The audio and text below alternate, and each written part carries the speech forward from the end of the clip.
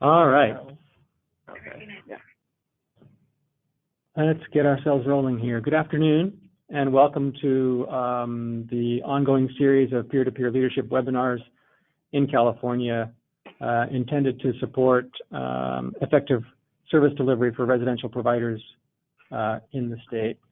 Today's conversation is a deeper dive into implementation of trauma-informed care, and we appreciate you joining us this afternoon. My name is Richard Connect. I'm the Integrated Services Advisor at the Department of Social Services.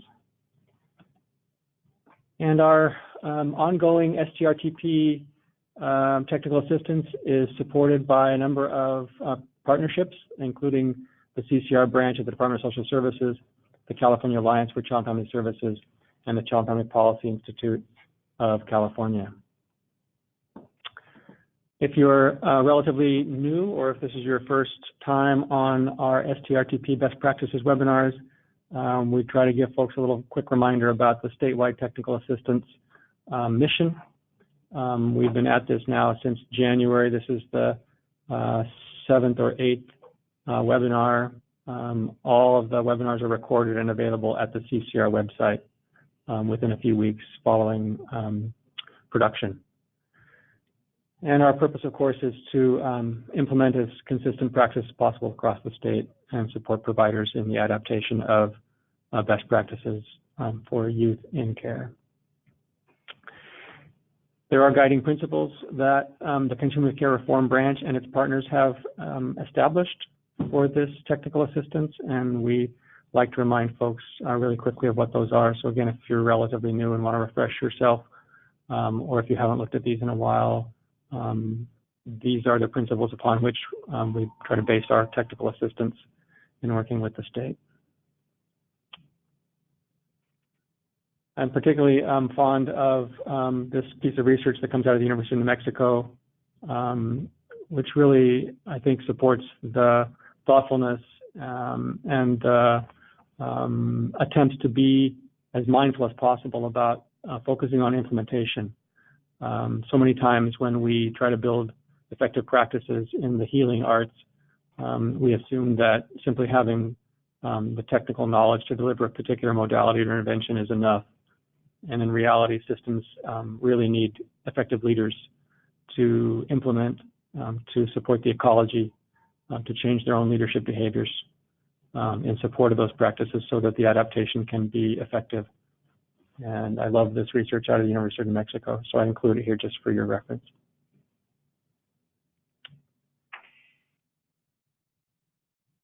Our course content over the last year has come from organizational learning across the industry, if you will. California had the benefit of a number of years of real focused effort through residentially based services, our RBS work that began a little over a decade ago. Certainly from the Continuum of Care Reform work, we've learned a great deal.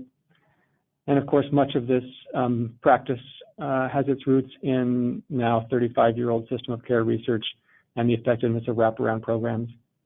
We also went to a number of national data sets on best practices in residential care in order to inform the 10 practices that really constitute California's practice model, if you will, and you find those here on this slide.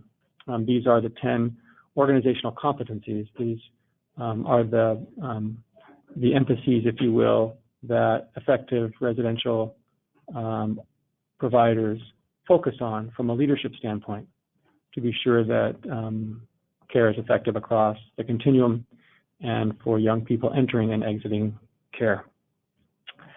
So again, we've delivered content over the last 7, 8, 9 months now on all but 2 of these. And we were fortunate in, I think it was April, to hear from Hannah Boyce Center experts who have been involved with a multi-year journey towards implementation of truly impactful trauma-informed care. We had in that webinar a rich set of questions that were posited to us afterwards and during, and we thought it might be helpful, given the depth and breadth of experience at Hannah, to not just revisit that webinar, but to invite our presenters to share a little more detailed journey that they've had in their own organization towards trauma-informed care.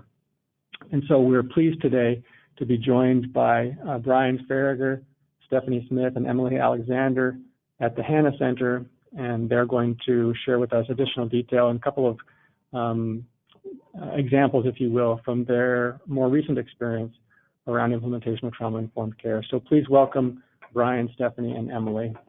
Just give us a moment to pass the controls of the webinar over, and then we'll be back with you. Okay. Now, sorry, I'm having a little trouble getting this. Okay. All right, so I think I'm up.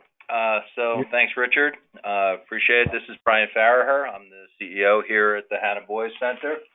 And we're going to be talking a little bit about some of the challenges and the trials and tribulations of moving in this direction. So,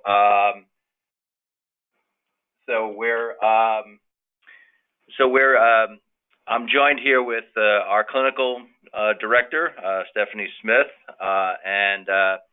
so I'm going to start off with, and Emily Alexander, I'm sorry.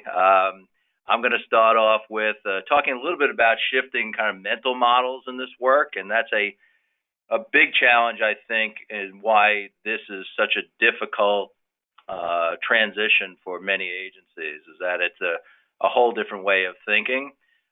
Stephanie is going to talk a little bit about moving from trauma knowledge into the application of some of the work that we're doing in practice, and Emily, who is a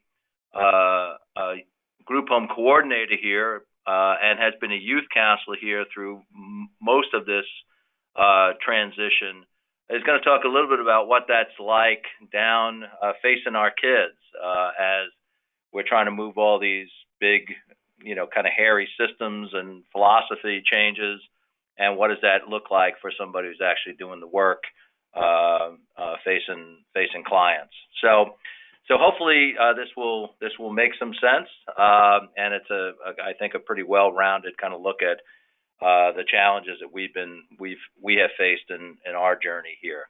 So I wanted to start off with just a quick slide here around this notion of shifting mental models, and talk a little bit about that.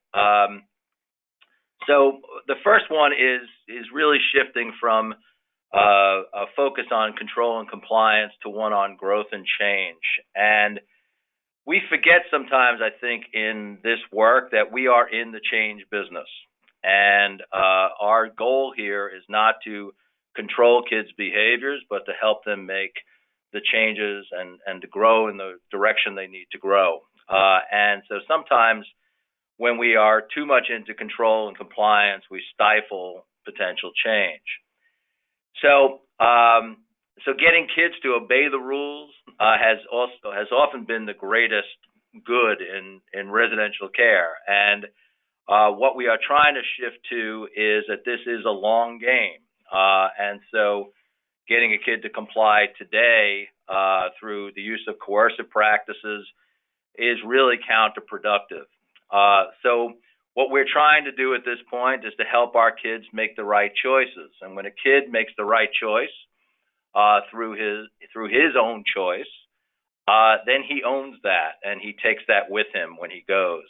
If kids do the right thing because there's all kinds of coercive practices in place, that's not necessarily something they hold on to. They do it while they're here. So I think a challenge for staff also has been that if you get a kid to comply, on some level you feel like that's a metric that you can say, okay, I was successful. And so one of the things we need to do, I think, as we're looking at this longer game for all of us, is to help staff understand that sometimes even stuff that really feels bad, even stuff that feels like it's blowing up, is actually a part of good work, and to make them feel like they're successful even when they don't always feel it. The second, I think, shift in mental models is moving from systems that are more autocratic to ones that are more democratic. And again, in a coercive system, it is easy for adults to abuse power. And we have, in our system here, this probably isn't known all around the state, but certainly locally, we've had several sexual abuse allegations that have come to the surface, and I think at the core of that is coercive practices. That when we're demanding compliance from kids, do this or else.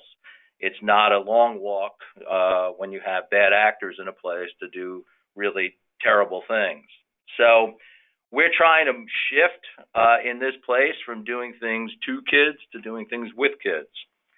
And what we understand is that voice and choice and agency are keys to recovery. And so if we're not building that in our kids, we are not helping them to recover from their traumatic experiences. To do that, it requires a much higher level of risk tolerance in our place. And so when you start letting kids, voice their concerns, giving them choices, you also allow for the possibility that they will make the wrong choices and do things that are potentially scary and dangerous. But change is inherently risky, and so we need to get more comfortable with the risks involved in that in change. The third kind of change in the way we're thinking is, and this is a little bit more complex, but we often think for many years here, we think we're doing technical work, and the reality is we are solving adaptive problems here. And so when you try to lay technical solutions over adaptive problems, you come up with things like status systems and point systems, and everybody's busy, and it looks very scientific because we're checking boxes and we're putting down numbers. And the reality is it doesn't really change behavior. So when we're looking at this being an adaptive problem that we're looking at, that each kid that comes in here is different. He's been built differently. He's had different experiences. He's come in from different situations, culturally, regionally. All of those things factor into how we want to deal with this kid. And adaptive problems are solved by teams working together. And so that gets a little bit messier than just if we have formulas.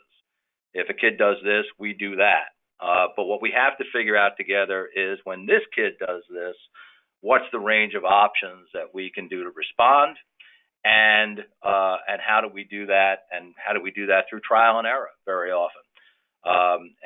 So it's a much more kind of scientific method rather than a technical formula. And so I think that's been a challenge also for our teams, is that people want a playbook.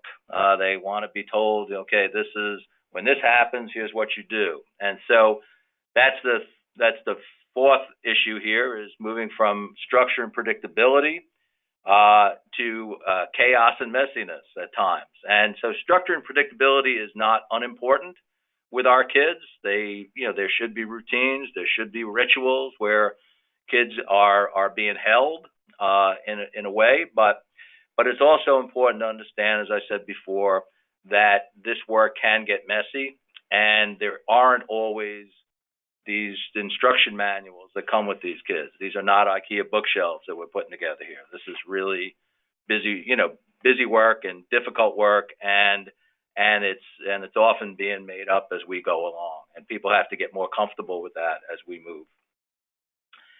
The fifth issue here is changing the kids versus changing us.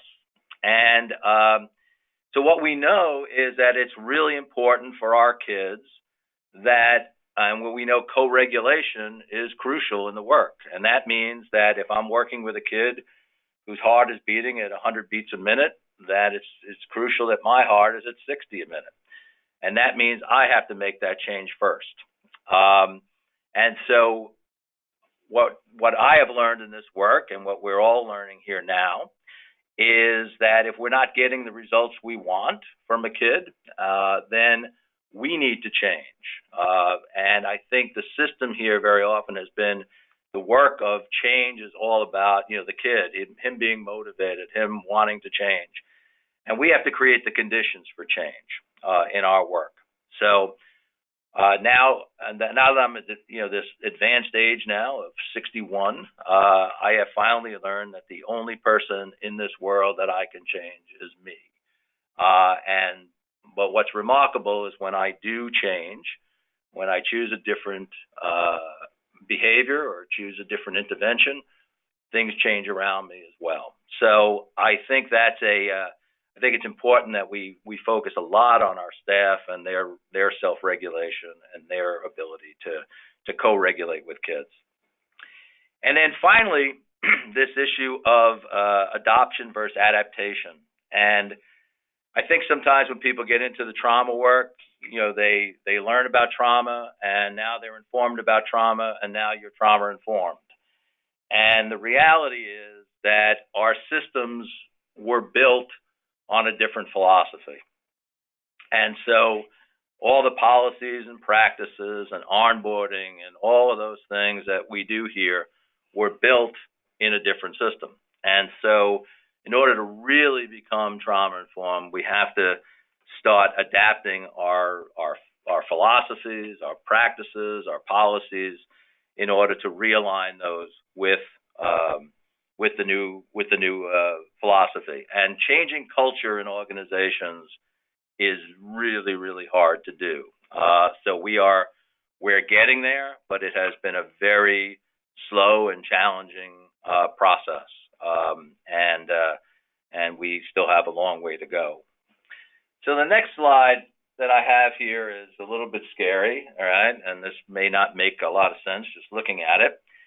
But this is an analogy I've been using over the last month or so that I just wanted to share because I just think it's brilliant. So,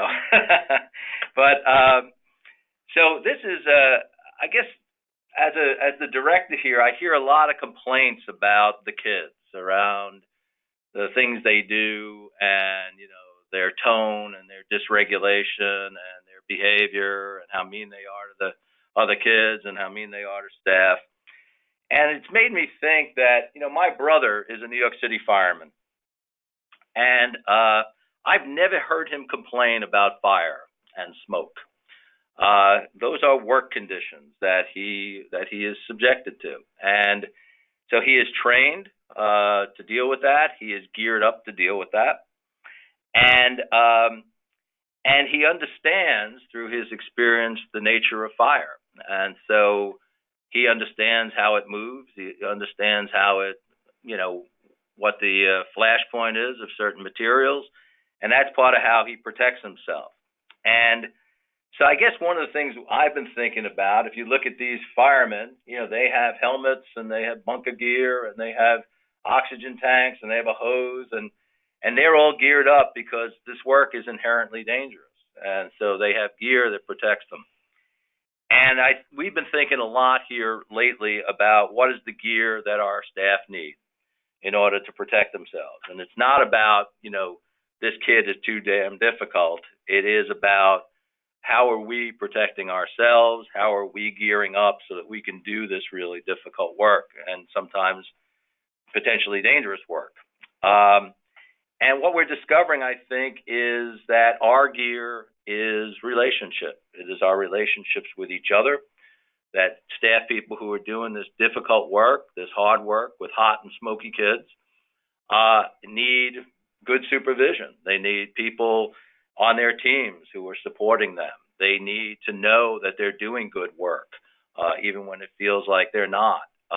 They need, and they also need coaching, and they need to be straightened out at times when they do go off the rails. So I think that's the gear that we are bringing into our work, and we need to get better at that. I think as we've moved, expecting the staff to be more relational with our kids, what we need on a parallel process is to be more relational with our staff in order to make sure they're geared up for this tough work. So that's it for me. So I'm going to turn this over now to Dr. Smith, and she's going to talk a little bit about bringing some of this theory to practice. Hello. So wanted to give a little more details the webinar we gave before on some of the things that we did. Some of these are where we started, some we started to do before this, just started this week. Okay. I think we're trying to find the right slide, sorry. Okay, I'm sorry. That's all right. And some of these are things we're just introducing, but they're also ongoing issues. We're looking for a slide that says moving from knowledge to application. So we may have, there we go. Sorry. So as Brian said, that we first need to change ourselves. So where we started was introducing all staff to a wide array of co-regulation activities. So these were things like breathing, tapping, yoga, lots of different kinds of breathing. That was probably 6 categories in of itself. You know, all these different practices that the staff can learn to regulate their own systems and stay calm for 2 reasons. Both because, you know, the staff has to be the one that, if you're going to co-regulate a situation, we need to make sure we're not feeling stressed and about to explode. And it also has the added benefit that if staff have bought into some of these, they found one that they liked, not kind of a one-size-fit-all, they're more likely to share and do it with our actual guys that are here. So it's starting with ourselves and then spread out. The other piece came from understanding that a lot of people are asking for a manual, like what is the trauma-informed way to do what we did before? And as you know, Brian has talked about, and a lot of people have talked about, there is no manual or model. But people needed guidelines and a way to kind of frame everything. So what we created here was just kind of a fast thing called the kind of 5 C's, which was a guideline and playbook. And those were 5 steps to think about as you go through any scenario when someone has a behavior that you're trying to, I guess, deal with, cope with, however word you want to use. The first step would be to co-regulate. The second step was connect and step into the relationship. So that means not relying on your relationship that this person's going to comply or do what you want or calm down, but are you doing something in the moment that is showing that you care, that you're actually cutting closer? Because anytime there's an argument or someone is doing something, there's a break. And how are you making sure you're stepping into it? Being compassionate curiosity. So asking the guy, what's going on with you? Why did you react that way? What's happening with you? And being curious and open-minded about it. Choice, and then giving them a choice and consequence. So the 4th C is giving them choice.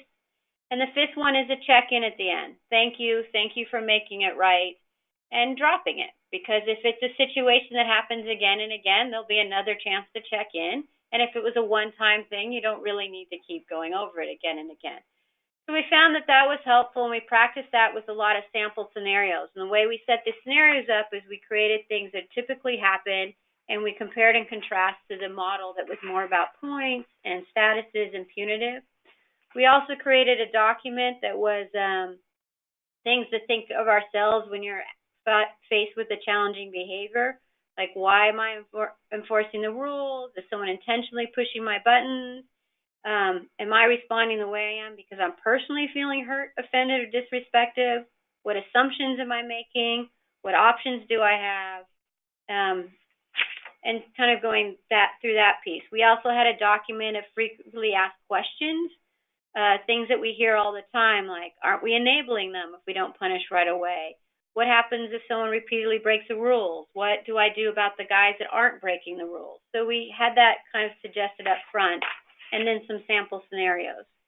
And the team picked the ones that seemed to fit the guidelines the most, and as they worked with those scenarios and talked about the responses, things naturally went to wanting to talk about the real scenarios. So that was the next step is people brought in sample scenarios and talked about how would they, what were some people brought in scenarios where the way they responded they felt worked, and again, defining what worked meant was didn't escalate, and it seemed to, eventually get to a point where we came to an agreement and a way to move on.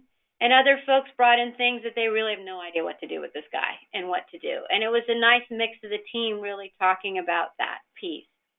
I would say with that adaptation piece, and I'll come to it in lessons learned again, it takes a lot of team meetings to discuss all these. because every case is different, it's individualized. After a while, you can generalize, but giving that space to have those team meetings so you can have those scenarios and talk about it. The other piece that's important, I think, for moving from knowledge to application is encourage staff, each individual staff person and each department to think about their own theory of change. Why do they think what they do? And everybody here has something that they can contribute that helps change these guys. Why do they think guys change, and how does their job role help, inform that change? How does it help with that change? A lot of this is so we don't get stuck into the technical. We don't want a technical solution. We don't want to think about, well, it's my kind of mindfully follow, it's my job to get you to, do your chores. It's my job to get you in class. It's, well, why are you doing that? How does this help someone change? And then I think people become more flexible because they're not tied into the how do I do it, but the why do I do it. And when you know why, you can get a lot more creative because there isn't a set way to do something. Relatedly, I think it's important to review and reflect on all your policies and procedures. We're just starting to do this. A lot of this is because it's really thinking about each rule. Does it reflect trauma informed? But even more importantly, asking, why do we have that rule? Why is that policy in place? Why is that procedure? Because sometimes we just have them to have them. And I've heard people say, well, that's our rule. One, with teenagers, if you're going to ask you why to do something, you better have an explanation. Just saying it's the rule doesn't really go so far. But at the very least, it helps challenge us to say, why do we have that? Do we need that? Do we have some unnecessary power struggles going on just because we have a rule that doesn't seem to be helping or informing and it doesn't fit our theory of change? So that's an important step. The other one that we continue to work on is building in healing activities. So this is making sure that when we have activities, they're not just fun. Those are really important, but can they serve double duty? Can they also be healing? And in trauma, the kind of four things I look at, and they overlap, is we know that trauma changes the neurophysiology of the system. So the brain is more likely to be in survival mode, and the brain is not thinking through consequences or what happened through last time. We also know that there's numerous heart rate variability issues, stress response, cortisol that keeps someone on guard at all times or shut down. So the analogy I gave this before is that if you're at a pre-boil level when you start your day, any stressor can send you over. So how do we reset everyone's body so it's at flat water at the beginning of the day? So it takes a lot more to send someone over the edge. And are there activities that you can do to build into the day to do this? So we, doing things like we've introduced equine therapy. We're looking into, music, things that involve fast flow, have sensory motor rooms, things like that kind of help reset that piece. And any activities that involve kind of touch, breathing, thinking when you're physically aroused, so games that have you think while you're running or competing, all those are neurophysiological healing. If that's too complicated, the other way to think about things is your activities, do they build relationships? Are they purposely, structurally building relationships? Rather than leaving guys, they'll relate and they'll learn to bond with each other. It just may be in ways that we don't think are the healthiest ways. So how are we building in structure that they're learning relationships and learning how to do conflict and learning how to relate to each other in ways other than, say, passing a vape around? Are they learning how to deal with their affect regulation? Are you learning how to calm down? Are you learning how to get excited and then shut yourself down? And then in terms of competency, are you feeling a sense that you belong, that you're good at something, you have something to contribute to this world? So activities such as that. It's important to weave in cultural humility at every turn, to think about how culture is impacting everything, our response, our expectations, our assumptions, why the guy's doing what they're doing. And I added this one in later because this idea that it's good to have some sort of data management system. We happen to use a modified Salesforce version to support the culture change.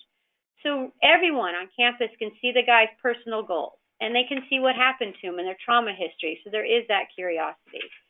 That there's a way to have follow-through. Points and statuses, your follow-through is immediate. You did it right there. But if you're asking someone to, after they calm down, come back and then talk to you, or you go to them and talk to them, and then think about a consequence, a way to make it right, that could cover a few shifts of people. And so how do you make sure it happened? How do you make sure it didn't overhappen, that not 10 people are asking the same thing? And that takes a really robust communication system, and that's how a data management system can help with that. I have 2 minutes for this one. So some lessons we've learned, it's probably not all of them, but here's ones I thought of, which is first and foremost, I think it's really important that you have to have buy-in and knowledge from the upper management. If you have one person in your senior leadership position that really doesn't think this is the way to go, that can cause a lot of drag, if not kind of bring the whole thing somewhat tumbling down. So that's important. As far as the other staff, I've seen other systems, like there's some school systems that say it's okay if you have about 80% buy-in. I think that's fairly right, except when you start getting to your 3, 4, and 5. I think that number needs to start going higher. Just because there is that influence about, the guys hearing your talk. But 80% I think is a really good number to get to as a goal for the rest of the staff buy-in. And the buy-in could be that I may not know how to do this, but I at least generally think this is the right thing to do. It doesn't have to be 100% buy-in all the time. Just like we don't ask the guys to be 100% bought into everything we do at all times. People can question it. And buy-in doesn't mean you can't question it, but generally we believe in the concept. We may just have some disagreements about how this would look. It's important to have both top-down and bottom-up. The bottom-up is key. It spreads the word. That's the peer influence. That's who everyone's talking to about what did you do, how is it going, and being able to understand what you're doing and be able to share that amongst each other is much more communication. But the upper management has to do things like back up the policy changes. Are there policies that are more coercive? Help build that infrastructure, especially in terms of scheduling times for those meetings. A lot of in-service time is necessary, having that into that data system. How do you even evaluate staff? That's the top-down, is what are you judging on how they're doing well and being able to communicate. So it needs to have both. I mentioned the indirect time for multidisciplinary meeting. It takes a lot of time and way more communication to figure out how to individualize, adapt, what happened, and we weren't really built for that originally. So making sure you're giving that time. Especially residential care. Usually when you're on only when the guys are here. When you're a teacher, you're only teaching when your students are there. And how are you building in times that there's time to meet when they're not here? Trauma has a lot of trauma survivors that think about control. When trauma happens, it basically means things happen outside of your control. So it becomes really important that you have some control. And so that one way to do that is to make sure your clients have voices. They have voices in their own individual consequences. They have voices in the rewards they're going to earn. They have voices in maybe even the rules and policy and procedures where they give their input. They have voice in their own goals, the trips that people are going to take, feedback, give them plenty of time for feedback, so as much choice as possible. We also found that language and terminology is important in 2 ways. One is how we define things. So Brian mentioned this before, is how do we define success? How does staff know they're doing a good job? We need to be explicit by what we mean by that, and it means you didn't escalate the situation. That's a pretty good baseline, and that you communicated and kept going, not prevented. Relationships. We're finding that when we first started talking about relationships, people are like, well, I have a relationship. And they all do. They have wonderful relationships. But there's a difference between relying on a relationship to get someone to do something versus, am I actively trying to build a relationship even in the difficult moments? Safety. Brian's talked about this before. What does safety mean? Does safety mean nothing ever goes wrong? Is it comfort, or are you truly physically unsafe or emotionally unsafe? Trying to move that piece. And we're not trying to protect and prevent any bad thing from ever happening, but we're building resiliency. The other part, the language I think comes in, is when we start to hear terminology like it's long-term, I'm just going to roll with it, learning that motivation comes from success. It's not that motivation is variable and it changes, and not say it's either or. And we also found that it was very important to make sure that when you introduce this and communicate, that Not that everything in the past was wrong or bad. It's just that our goals change. We're looking at long term. We're looking at how they're going to succeed outside of the structure and acknowledge that people are doing hard work and there was successful work there, but there's more that we can build on that success and reach so many more people and be successful for these guys once they leave us. How did all that roll out? Ms. Alexander? Okay, this is Emily Alexander here. To set the stage, I am going to talk a little bit about what that transformation was like for the people who are working with the clients every day, trying to do the work and make the change. So the challenges of implementation, and then I will go on to the successes and what it's been like to measure success in a different way. So doubt and resistance. Some of the first reactions that my colleagues have had to trauma-informed care years ago were fear, doubt, and skepticism, which is natural to change, right? If you find out that you're going to have a big change where you're working, I would understand that there could be some skepticism. When you're confident in what you've been doing, why should you make a change? And why should you believe in the change if you believe in what you've been doing? There's definitely a fear of the unknown. And I think for a lot of my colleagues, there was a concern about a lack of power. Feeling like, well, before we were in control, and now we're not going to be in control. And what you learn eventually is that it's not really about power, but we'll get there. So when two systems coexist, there is a huge challenge with collaboration and communication because you're stunted. When you have people working together that don't have the same goal or aren't trying to reach that goal in the same way, we can't collaborate and communicate with one another. Treatment plans for clients were also inconsistent because we're working from different methods of thought. When the systems aren't aligned, our methods aren't successful for the boys. So that leads to the client distrust and confusion. Naturally, the boys are going to feel this change and the challenges that we're feeling basically rub off onto the boys. So if we have a lack of teamwork and collaboration, that leads to poor care, and the clients are going to feel that. During the phase of distrust and confusion, the clients feel disconnected as the departments change at different rates as well.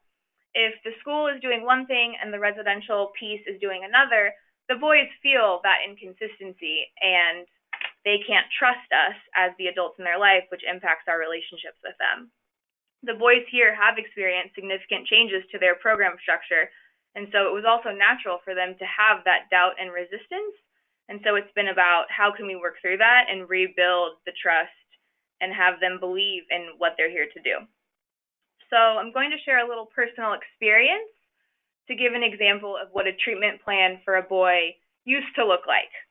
I'm thinking of someone in particular here who was always in debt to us for consequences. We had sticky notes covering the computer of all of the different consequences he needed to do, as if one more consequence might fix the issue. Looking back, it seems really silly.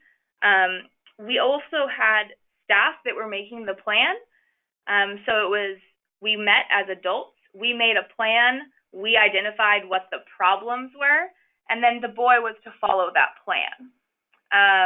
We chose the boy's goals. So we identified this boy needs to work on these things, and then it was his job to follow those rules.